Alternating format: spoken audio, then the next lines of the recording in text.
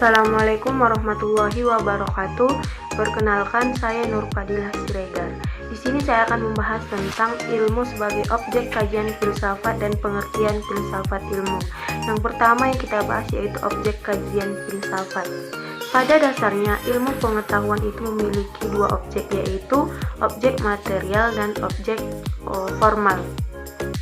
Yang pertama yang kita bahas yaitu objek material filsafat, yaitu hal atau bahan yang diselidiki atau hal yang dijadikan sasaran penyelidikan. Objek material adalah segala sesuatu yang ada. Ada di sini mempunyai tiga pengertian, yaitu ada dalam kenyataan, ada dalam pikiran, dan ada dalam kemungkinan. Sedangkan pengertian lainnya adalah segala sesuatu yang menjadi masalah filsafat, segala sesuatu yang dimasalahkan oleh atau dalam filsafat. Yang kedua yaitu objek formal. Objek formal yaitu sudut pandang, dari mana hal atau bahan tersebut dipandang. Objek formal filsafat adalah menyeluruh secara umum.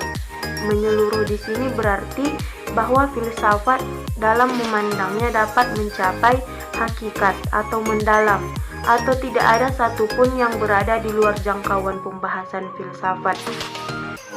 Objek formal ini adalah metode untuk memahami objek material tersebut, seperti pendekatan induktif dan dedukatifnya. Yang kedua yang kita bahas yaitu pengertian filsafat. Kata filsafat berasal dari kata Yunani, yaitu filosofia, yang berasal dari kata philosophein, yang berarti mencintai kebijaksanaan. Kemudian kata tersebut juga berasal dari kata Yunani, yaitu filosofis, yang berasal dari kata kerja philein, yang berarti mencintai, atau philia, yang berarti cinta, dan sophia, yang berarti kearifan. Dari kata tersebut lahirlah kata Inggrisnya yaitu filosofi, yang biasanya diterjemahkan sebagai cinta kearifan.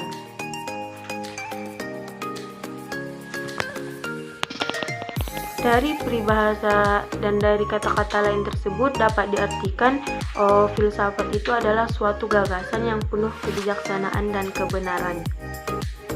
Sedangkan secara terminologi, filsafat adalah suatu ilmu pengetahuan yang merupakan proses perenungan pemikiran untuk mencari hakikat kebenaran segala sesuatu. Filsafat ini berarti berpikir sedalam-dalamnya, berpikir secara kritis dan membahas sesuatu dari segala aspeknya, bersifat universal atau menyeluruh dan tersusun secara sistematis.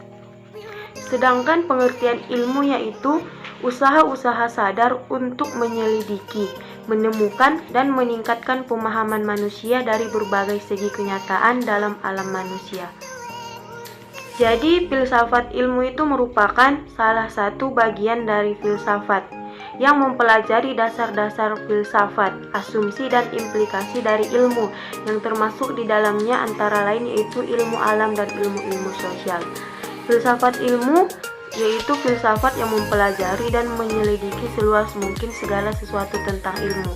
Jadi filsafat ini yaitu induk dari segala ilmu. Filsafat itu mencari kebenaran dari suatu yang benar. Jadi di dalam filsafat ini kita dituntut untuk berpikir kritis, berpikir sedalam-dalamnya agar kita dapat memahami dan memaknai apa yang ada di dalam filsafat ilmu tersebut. Sasio ini akan menambahi materi dari saudari yang tadi. Nah, jadi di sini saya akan membahas tentang ciri-ciri filsafat ilmu dan objek kajian filsafat ilmu. Nah, yang pertama di sini saya akan membahas tentang ciri-ciri filsafat ilmu. Nah, yang pertama, ciri dari filsafat ilmu itu adalah menyeluruh. Di sini maksud menyeluruh adalah pemikiran yang luas karena tidak membatasi diri, bukan hanya dirinya dari satu sudut pandang tertentu. Yang kedua yaitu mendasar, artinya adalah pemikiran yang dalam sampai kepada hasil yang fundamental atau esensial objek yang dipelajarinya sehingga dapat dijadikan dasar berpijak bagi segenap nilai dan keilmuan. Yang ketiga yaitu spekulatif. Di sini maksud spekulatif adalah hasil pemikiran yang dapat dijadikan dasar pemikiran selanjutnya. Baiklah, selanjutnya saya akan membahas tentang objek kajian dari filsafat ilmu. Nah, objek kajian dari filsafat ilmu itu ada dua. Yang pertama yaitu objek kajian material. Yang dimana di sini material adalah objek kajian yang menelaah atau pembentukan pengetahuan, yaitu segala sesuatu yang ada dan mungkin ada. Nah, objek material tersebut ini mencakup segala hal, yaitu baik hal-hal yang konkret maupun yang tidak konkret. Baiklah, yang selanjutnya adalah objek formal. Yang dimana di sini maksud objek dari formal itu ialah sifat penelitian, yang dimana penelitian yang mendalam. Kata mendalam berarti ingin tahu tentang objek yang tidak empiris atau nyata. Penyelidikan sains tidak mendalam karena ia hanya ingin tahu sampai batas objek itu dapat diteliti secara empiris.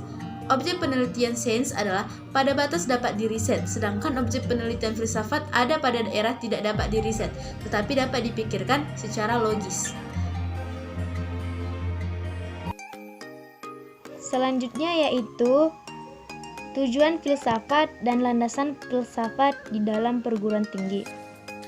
Tujuan filsafat secara umum yaitu keberadaan ilmu filsafat dapat membantu manusia menyelesaikan segala persoalan dalam kehidupan. Setelah mengetahui arti filsafat beserta ciri-ciri umum yang dimilikinya, kali ini kita akan membahas mengenai tujuan filsafat secara umum yang telah dijabarkan ke dalam poin-poin berikut ini. Filsafat berguna untuk membuat manusia memiliki sifat yang bijaksana dan bisa menerapkannya dalam kehidupan sehari-hari. Filsafat juga bertujuan untuk membuat manusia memiliki perspektif yang luas dalam melihat sesuatu. Dengan hal ini, maka manusia dapat memiliki pandangan yang luas dan dapat terhindar dari egosentrisme. Dengan menilai berbagai macam hal di sekitarnya secara objektif, maka melalui filsafat diharapkan manusia akan lebih terdidik dan mampu memiliki pengetahuan yang luas. Filsafat dapat mendorong ilmuwan untuk mengembangkan dan lebih mendalami ilmu pengetahuan. Dengan mempelajari filsafat, maka manusia juga dapat memahami perkembangan, kemajuan pengetahuan, serta sejarah pertumbuhan dari pengetahuan tersebut. Filsafat membuat manusia agar memiliki kemauan untuk berpendapat sendiri, mandiri dalam hal rohania, berpikir sendiri, serta dapat menunjukkan sifat yang kritis. Dengan mendalami filsafat, maka manusia dapat mendalami pokok ilmu sampai ke cabang-cabangnya. Dengan demikian, maka akan lebih mudah dalam memahami hakikat ilmu beserta sumber dan tujuannya. Filsafat juga sangat berguna bagi dunia pendidikan, karena baik siswa maupun pengajar punya pedoman yang kuat untuk mempelajari ilmu pengetahuan, terutama untuk membedakan mana persoalan yang bersifat ilmiah dan tidak ilmiah. Adalah landasan filsafat.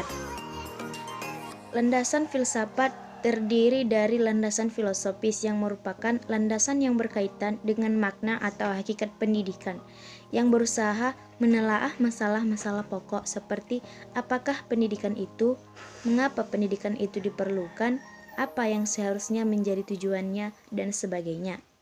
Landasan filosofis adalah landasan yang berdasarkan atau bersifat atau filsafat atau falsafah. Kata filsafat filosofi bersumber dari bahasa Yunani philein berarti mencintai dan sophos atau sophis berarti hikmah, arif atau bijaksana.